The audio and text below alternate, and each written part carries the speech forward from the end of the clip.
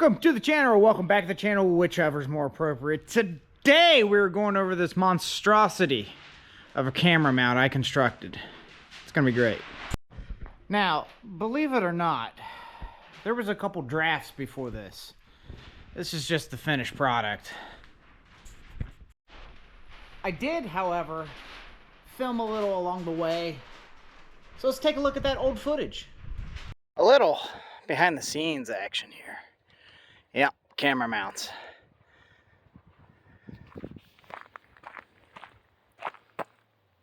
Oh yeah. Yep, one of those, hold her steady. Yep. Yep.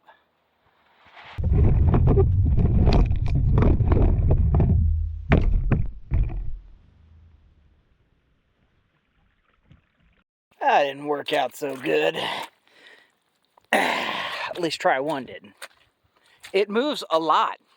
Believe it or not, it moves a lot. Zip ties held in pretty good. Tripod did not. We can do a little better there though. We can make this work. Yep, okay. Limit the bounce, right? Make use of your old crusty strap. Limit the bounce. Maybe it'll be better. I use more zip ties, it's gotta be better, right?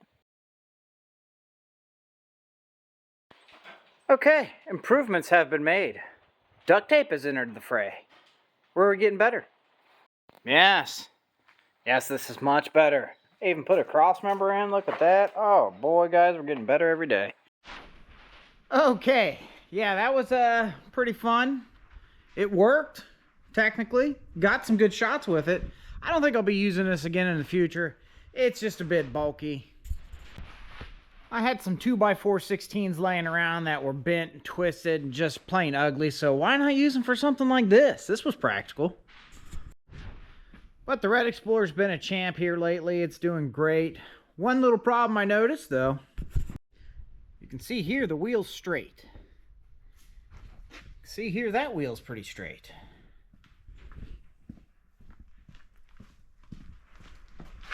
And this wheel's not as straight. She's poking a little.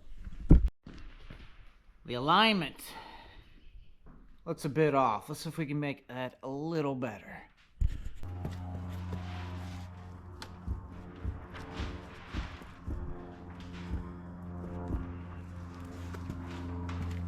Oh, and our tie rod's a little loose. We're going to leave it a little loose. We can still get this a little bit closer. The inner tie rod may or may not break. We'll see. We'll find out. See how long bad inner tie rod will go off-road. We'll see.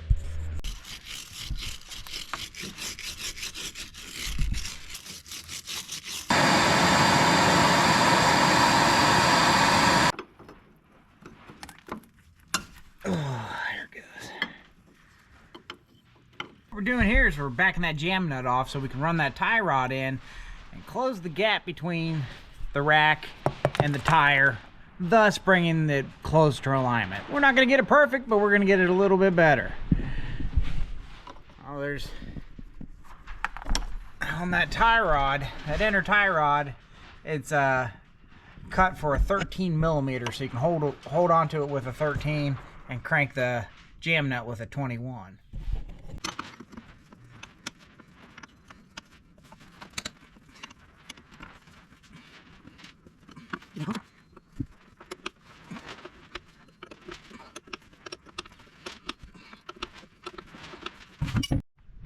Now, I'm no alignment expert, but that felt like a lot. Let's take a look from the outside, see if we nailed it. Not only did we not nail it, we may have been going the wrong way. That looks worse. Okay, we were going the right way. We just didn't go far enough. It still looked like it's a touch out, but as loose as that inner tie rod in, you kick it one way and it'll probably be too far in, kick it out the other, be too far out. But that's about as good as it's going to get. It definitely looks better by the eyeball, close enough. Now, the last video this thing was in, they had to pull out the old two-door 95, and the frame did a little tweak on us, as it would.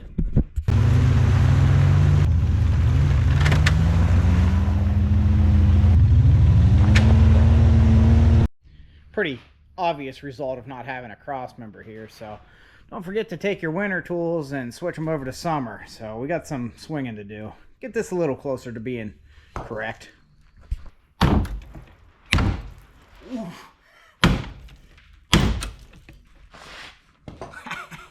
Dang.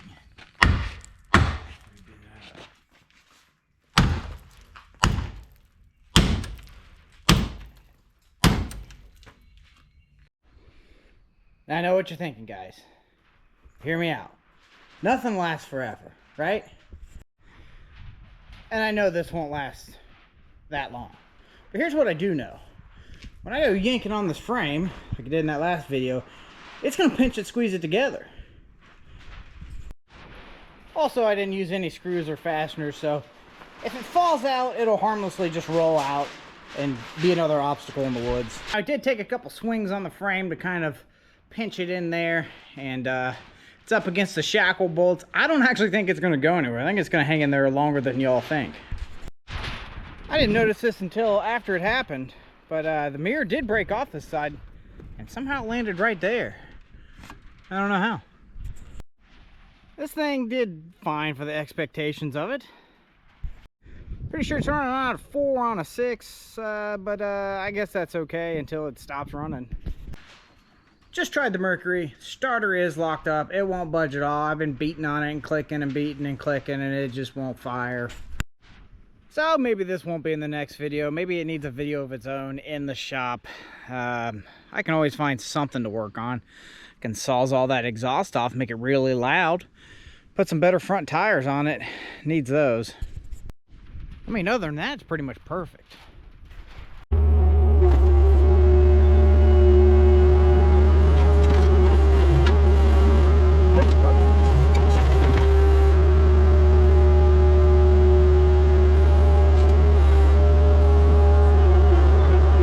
Okay, it's a few weeks later, days, I don't know. Spring has sprung. Things look different. But we're still on the Mercury. I did some work off camera. I beat the snot out of the starter and finally got it to fire to life. It does work now. But the Mercury, for a while now, has had a miss in it, and I did figure out why. I narrowed it down to this cylinder. I spent a lot of time cleaning the mud out of that galley there. The way these 4.6s are, the plugs are on the inside of the engine, and they don't mix well with mud. They just fill up those spark plug holes. But spark was working just fine. Fuel injector wasn't working. So this injector's not clicking at all. So that means I have to buy stuff. I don't like doing that. And if I am going to spend any money, it's going to be on old Blue here. I miss this thing. Needs a clutch. Got to get that. Also, the Subaru is officially retired from the road. Was driving it, had a pretty nasty vibration, and turns out these lug nuts all wiggled themselves loose. This one broke. This one won't tighten up anymore. Very fixable. But this thing's pretty much unusable. The hood's held together by bungee straps and a ratchet strap. The headlights are borderline unusable. I mean, they work. They light up. But they don't really point out the road that well. I could really do a lot with this thing with $200 more. But good news, and then more good news.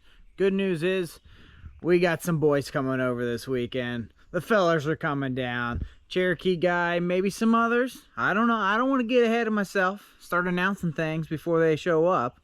But should have a great video for you next week. And other good news, we did sell some concrete work, so we'll be working again. That way we can get back to you guys watch me waste my money. Gotta make it before I waste it, you know what I mean? More good news. The weather dried up quite a bit out here, and I was able to get the Bobcat in the woods and tune up a couple obstacles and create some new ones, so hopefully we've got some fresh obstacles for you too. But overall, things are looking good, guys. But that'll about wrap it up for today, guys. Thanks for watching.